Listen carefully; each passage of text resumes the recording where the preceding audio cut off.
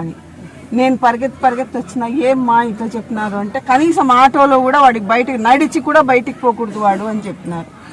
అస్సలు నేను ఇంకా బయటికే పోకూడదప్ప అని చెప్పిన మాట. వీళ్ళలో ఇంట్లోనే ఉన్నారు ఆ రోజు, మమ్మల్ని అట్లా కాపాడుతా ఉన్నారు. మీరు నమ్మకంతోనే ఈయనను కూడా మీరు కాపాడుతారు.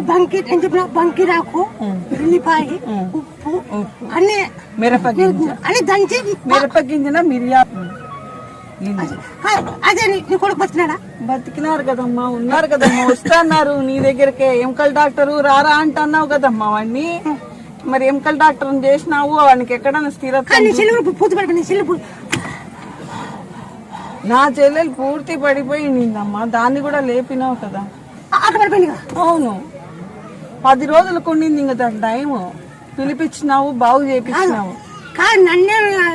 దీంట్లో అమ్మ ఆవు పాలు దొరుకుతాయి, చేయొచ్చు అంట. చిక్కమ్మకి